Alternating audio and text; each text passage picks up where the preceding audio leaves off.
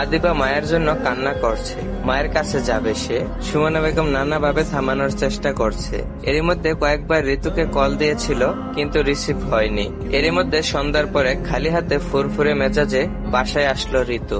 ঋতুকে দেখা মাত্রই সুমনা বেগম নির্লজ্জের মতো আগ বাড়িয়ে জিজ্ঞেস করলো, এত দেরি হলো কেন তোমার? তুমি না বাজার আনতে গেলে, তাও ফিরলে তো খালি হাতেই। কোনো সমস্যা হয়নি তো? ঋতু বলল, আর বললেন না, ব্যাংক থেকে টাকা তুলতে পারিনি আজ। তার মধ্যে আবার বাড়ি থেকে ভাবি কল দিয়েছিল ডাক্তার দেখানোর জন্য, তাই বাড়ি গিয়েছিলাম। সুমনা বেগম বলল, তোমার ভাবি বেশি অসুস্থ নাকি? এখন কেমন আছে? ঋতু বলল, ভালো আছে এখন। সুমনা বেগম আর কিছু বলল না, কেননা প্রায় সময়ই ঋতুর ভাবি অসুস্থ থাকে। বাসায় আর কেউ নেই, ঋতুর বাবা মা একজনও বেঁচে নেই। একটা মাত্র ভাই, সেও চাকরির জন্য ঢাকা থাকে। প্রায় সময় ভাবির কথা বলে এখানে সেখানে যায় ঋতু। আদৌ কোথায় যায় তা আর কখনো জানা হলো না সুমনা বেগমের। উনি ঋতুর কথায় বিশ্বাস করে নিল। পরক্ষণে আদিবা মাকে দেখে চাপটে ধরলো মায়ের গলা। মেয়ের উপরে একরাশ বিরক্তি হলো, তবুও কোলে করে নিজের রুমে চলে গেল। জসিমকে একটা টেক্সট করে জানিয়ে দিল বাসায় পৌঁছেছে সে। কিছু সময় বিশ্রাম করে নিজেকে ঠিক করে নিল। আদিবা এর মধ্যে ঘুমিয়ে গিয়েছে, নিজেও ডিনার করে নিল। ডাটা অন করে আদিবার সাথে কিছুক্ষণ মিষ্টি মিষ্টি কথা বলে ক্লান্ত শরীর নিয়ে ঘুমিয়ে পড়ল ঋতু। আজও মায়ের নামে কটু কথা বানিয়ে বলতে ভুল হলো না তার। এভাবে চলছে, দিন গিয়ে মাসে পরিণত হয়েছে। একটা মাস গত হয়ে গেল, এর মধ্যে আদিব একটি বারও কল দিল না মাকে। সুমনা বেগম নানান টেনশনে অসুস্থ হয়ে গিয়েছে। সারাক্ষণ মনটা আকুপাকু করছে ছেলেটার সাথে একটু কথা বলার জন্য। রোজ অপেক্ষা করে ছেলের কল আসবে বলে, কিন্তু সেই অপেক্ষার যেন অপশান ঘটছেই না। সারাদিন মনটা উদাসীন ভাবে ছটফট করে ছেলেটার জন্য। ঠিকমতো খাওয়া দাওয়া অবধি করতে পারছে না ছেলের চিন্তায়। তবুও নামাজ পড়ে প্রতিনিয়ত ছেলের মঙ্গল কামনা করছে। হ্যাঁ, এরাই হচ্ছে মা। মাঝরাতে আদিবা চিৎকার করা কান্নার আওয়াজ পূর্ণগহরে পৌঁছাতেই ঘুম ভেঙে গেল সুমনা বেগমের। এমন কান্না কেন করছে মেয়েটা? তড়িঘড়ি করে উঠে চিন্তিত হয়ে ঋতুর রুমের কাছে গেল। হাত ছেড়ে ডাকলো, বৌমা, আদিবা এমন করে কাঁদছে কেন? কিন্তু ভিতর থেকে কোনো উত্তর আসলো না। দরজা খোলাই আছে। অন্ধকারে হাতড়িয়ে সুমনা বেগম রুমে প্রবেশ করলো। রুমের লাইট জ্বালাতেই আতঙ্কে উঠলেন তিনি, কারণ ঋতু রুমে নেই। নেই কোথাও, নেই ঋতু। মুহূর্তে মনটা কুডাক দিল। আদিবাকে কোলে নিয়ে বাড়ির প্রত্যেকটা রুম, ওয়াশরুম হন্য হয়ে খুঁজলো, কিন্তু ঋতু নেই। তবে কি কোথাও চলে গেল না তো? ভাবতেই পারছে না সুমনা বেগম। নাতনির মুখের দিকে তাকিয়ে কলিজা মোচড় দিয়ে উঠল তার। ইস, এই বাচ্চা মেয়েটা মা ছাড়া কিভাবে থাকবে? এত রাতে কি করবে সে? আপাতত আদিবার কান্না থামাতে হবে। দ্রুত রান্নাঘরে গিয়ে দুধ গরম করে খাইয়ে দিল। মেয়েটাকে বুকের সাথে চেপে মাথায় হাত বুলিয়ে দিচ্ছে, আর নীরবে অশ্রু বিসর্জন দিচ্ছে সুমনা বেগম। কয়েক মিনিটের মধ্যে ঘুমিয়ে পড়লো ছোট্ট আদিবা। সুমনা বেগম নাতনির মুখের দিকে তাকিয়ে ছটফটিয়ে কাটিয়ে দিচ্ছে বাকি রাতটুকু। তার চোখে আর ঘুম ধরা দিল না। উদাসীন হয়ে সৃষ্টিকর্তার নিকট বারবার প্রার্থনা করছে, সকাল হতেই যেন ঋতু বাড়িতে আসে, কোথাও যেন না যায়। সকাল হতে না হতেই পাড়ায় রটে গেল ঋতু ও জসিম পালাতে গিয়ে ধরা পড়েছে। জসিমের বউ রাতে টের পেয়ে লোক দিয়ে দৌড়িয়েছে। জসিমকে আচ্ছা মতো মেরেছে লোকজন। ঋতু মেয়ে বলে কেউ গায়ে হাত তুলেনি, তবে যা ইচ্ছে তাই বলে গালাগালি দিচ্ছে আর ছি ছি করছে লোকজন। এলাকার চেয়ারম্যান বাড়িতে দুজনকে আটকিয়ে রাখা হয়েছে শেষ রাতে। বেলা হলে এর বিচার করবে এলাকার চেয়ারম্যান সাহেব। সকাল সকাল এমন একটা খবর পেয়ে স্তব্ধ হয়ে গেল সুমনা বেগম। মান সম্মান আর থাকলো না তাদের। বেলা 10টা। চেয়ারম্যান বাড়িতে অনেক লোকজন গিজ গিজ করছে। ঋতু কান্নাকাটি করে মাপ চাইছে সবার নিকট। জসিম মাথা নিচু করে দাঁড়িয়ে আছে, আর জসিমের বউ, বাচ্চা, ছেলে মেয়ে সবাই কাঁদছে। এখানে উপস্থিত রয়েছে সুমনা বেগম ও আদিবা। এত মানুষজন, তার উপরে অনেকক্ষণ পরে মাকে দেখে মায়ের কোলে যাবে বলে কাঁদছে আদিবা। সবার দৃষ্টি আদিবার দিকে। এইটুকু ছোট একটা মেয়ে রেখে কি করে মানুষ এত বড় জঘন্য কাজ করে বাবাচ্ছে সবাইকে। পরক্ষণে চেয়ারম্যান সাহেব বলল, এই বিষয়ে আদিবকে জানানো উচিত। এত বড় ঘটনার পরে এই মেয়েকে ভরসা করা যায় না। এদের দুজনকে শাস্তি পেতে হবে। আদিবের মতামত জানতে হবে এ বিষয়ে, তার সিদ্ধান্ত কি। যেহেতু তার স্ত্রী, তার অধিকার সব থেকে বেশি। তার মতামত নিয়ে আমরা একটা সিদ্ধান্ত নিব। কি বলেন আপনারা? কয়েকজন মুরব্বীদের উদ্দেশ্যে বলল। তারাও হ্যাঁ সূচক জবাব দিল। এমন অবস্থায় ঋতু সবার সামনে শাশুড়ির পা জড়িয়ে ধরে কান্না করে বলল, আম্মা আমাকে ক্ষমা করে দিন, তাদের আদিবকে জানাতে না করেন। আমার ভুল হয়ে গিয়েছে আম্মা, এবারের মতো ক্ষমা করে দিন। আমার বাচ্চা মেয়েটার মুখের দিকে তাকিয়ে আমি কথা দিচ্ছি আর কখনো এমন হবে না। মায়ের এমন অবস্থা দেখে আদিবা আরো জোরে জোরে কাঁদছে। সুমনা বেগম থামাতে পারছে না, তাই বাধ্য হয়ে ঋতুর কোলে দিয়ে দিল। মেয়েকে কোলে নিয়ে লোক দেখাতে কপালে চোখে মুখে চুমু খেলো ঋতু। মায়ের আদর পেয়ে ছোট্ট আদিবার কান্না থেমে গেল। সুমনা বেগম ছোট বাচ্চা নাতনিটার মুখের দিকে চেয়ে সমাজের মানুষ লোকলজ্জা মান সম্মানের কথা ভুলে সবার হাতে পায়ে ধরে ক্ষমা চেয়ে নিল। ঋতুকে সাথে করে বাড়ি নিয়ে আসলো। জসিমকে বারবার সতর্ক করে তাকেও ছাড়িয়ে নিল জসিমের বউ ও বাচ্চারা। বাড়িতে এসে জসিম মনের রাগ ক্ষোভ মিটাতে বউটাকে ইচ্ছে মতো মারলো আর অকাত্য ভাষায় গালাগালি করলো। বাচ্চা দুইটার মুখের দিকে তাকিয়ে এই মানুষরূপী জানোয়ারের সাথে সংসার করছে জসিমের বউ শিলা। প্রায় 15 দিন চলে গেল। জসিমের সাথে কয়েকদিন যোগাযোগ বন্ধ রাখলেও পুনরায় বেশ সতর্কভাবে যোগাযোগ কন্টিনিউ করছে দুজন। সুমনা বেগম চোখে চোখে রাখে ঋতুকে। এসব বিষয়ে উনি কিছু টের পায়নি। আর কথায় আছে না, কয়লার ময়লা যায় না ধুইলে মানুষের স্বভাব যায় না মরলে। চোর চুরি করলে কতক্ষণ পাহারা দিয়ে রাখা যায়। এদিকে জসিমের জেদ চেপেছে, ঋতুকে তার চাই চাই, যে করেই হোক। আদিবের ইমো নাম্বার জানতো জসিম। কিছু একটা ভেবে বাঁকা হাসলো।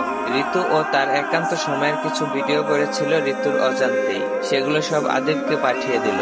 আজ শুক্রবার, আদিবের ছুটির দিন, যার ফলে সারাদিন অনলাইনে সময় কাটাচ্ছিল আদিব। হুট করে ইমোতে অজানা নাম্বার থেকে কিছু ভিডিও ফুটেজ আসলো, যা দেখে আদিবের গোটা দুনিয়াটা অন্ধকারে ছেয়ে গেল। মাথার উপরে বিশাল আকাশটা ভেঙে পড়লো মনে হচ্ছে। নিজের চোখ দুটোকে বিশ্বাস করতে পারছে না। এটা তার ঋতু? না না, হতে পারে না বলে পাগলের মতো চিৎকার দিয়ে উঠলো। কোনো এক পুরুষের সাথে অন্তরঙ্গ অবস্থায় ভিডিওতে স্পষ্ট ঋতুকে দেখা যাচ্ছে, কিন্তু পুরুষটির মুখ দেখা যায়নি। মস্তিষ্ক ফাঁকা ফাঁকা লাগছে আদিবের। মাথায় বারবার ঘুরপাক খাচ্ছে দৃশ্যগুলো। ঘৃণায় গা গুলিয়ে আসছে তার। হাতের মোবাইলটা গায়ের সমস্ত শক্তি দিয়ে ছুঁড়ে মারলো ফ্লোরে। মুহূর্তে ভেঙে চূর্ণ বিচূর্ণ হয়ে গেল মুঠোফোনটা। নিজের চুল খামছে ধরে জোরে জোরে শ্বাস ছাড়তে লাগলো আদিব। কি করে এমন জঘন্য পাপ কাজ করতে পারলো ঋতু? ভাবাচ্ছে তাকে। এই মেয়ের জন্য নিজের শখ আহ্লাদ বিসর্জন দিয়ে বিদেশে পড়ে আছে, আর সেই মানুষটা তাকে এমন ভাবে ঠকালো। কি করেনি সে ঋতুর জন্য? তার বিনিময়ে এগুলো কি তার প্রাপ্য? ঋতুকে এখন এক কাল দাগেনি সাপ মনে হচ্ছে, যে নিখুঁত ভাবে অভিনয় করে আদিবের জীবন ধ্বংস করে দিল। হৃদয়ের অনুভূতি আর জীবিত নেই, মরে গেছে, শুধু দেহটা বেঁচে আছে। অন্ধবিশ্বাসের কাছে বাজেভাবে ঠকে গিয়েছে মানুষটা। কষ্টে বুকটা ভারী হয়ে গেল ছেলেটার। এতটা অধপতন হয়ে গিয়েছিল তার। ঠিক বেঠিক বিবেচনা না করে অন্ধের মতো বিশ্বাস করেছে অর্ধাঙ্গিনীকে। এটাই কি তাহলে তার অন্ধবিশ্বাসের প্রাপ্য?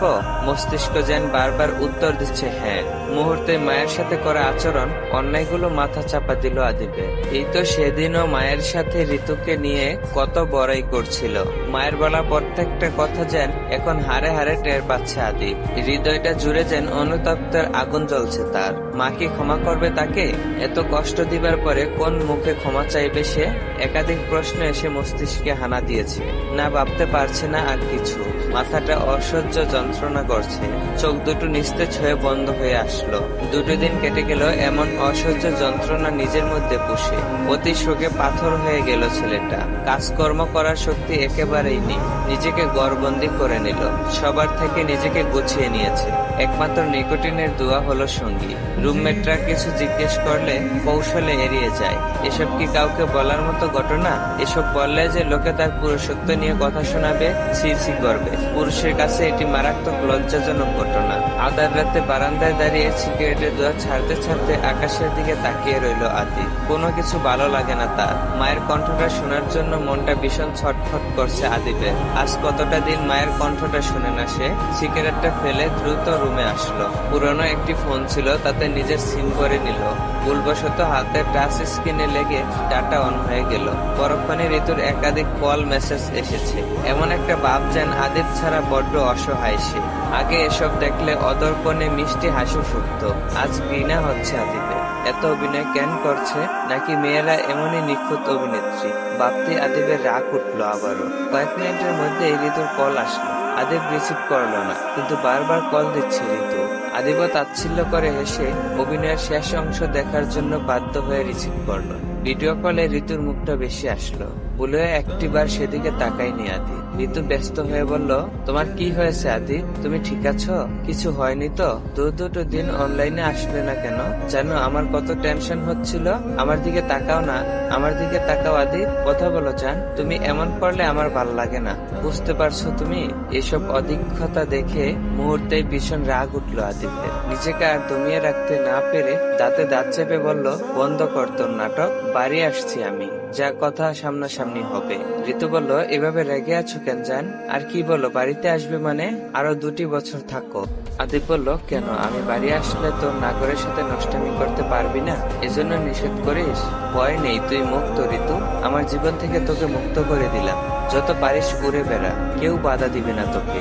আতঙ্কিত হয়ে উঠল ঋতু। আদিপ জানলো কি করে? মিনমিন করে কোমল কণ্ঠে বলল, এসব কি বলছো আদিপ? তুমি ছাড়া বলতে আর পারলো না ঋতু। আদিপ রাগের চোটে চিৎকার দিয়ে বলল, চুপ, একদম চুপ, খবরদার আর একটা মিথ্যা কথাও বলবি না। এই আদিপকে চিনে না ঋতু, হিংস্র কোনো সিংহের মতো লাগছে আদিপকে, যা হাতের কাছে পাবে মুহূর্তে শেষ করে দিবে। ঋতু ভয়ে ভয়ে বলল, আমার ভুল হয়েছে আদিপ, প্লিজ ক্ষমা করে দাও আমাকে, আমি নিজেকে শুধরে নিব, মাথা ঠান্ডা করো আদিপ প্লিজ। আদিপ বলল, এটা ভুল করিসনি, তুই পাপ করেছিস, মহাপাপ করেছিস, অন্যায় করেছিস, আমাকে ঠকিয়েছিস, পরকীয়া নামক অবৈধ সম্পর্কে জড়িয়েছিস, এরপরেও ক্ষমা করব তোকে? হাসতে হাসতে বলল, আরে তোর যদি এতই কামনা বাসনা জেগেছে আমাকে বলতি, আমি বাড়ি আসতাম। আমি পুরুষ হয়েও শুধু তোর জন্য নিজের কামনা, শখ, আহ্লাদ সব বিসর্জন দিয়ে বছরের পর বছর বাহিরে পড়ে আছি। আমার কথা ভাববি কেন তুই? আমি তো তোর টাকা ইনকামের মেশিন মাত্র। তোর কথা শুনে নিজের অবাগা মাটার সাথে অন্যায় করেছি। কেন এমন করলি আমার সাথে ঋতু? কেন কেন? অস্ত্রগুলো গড়িয়ে পড়লো ছেলেটার গাল বেয়ে।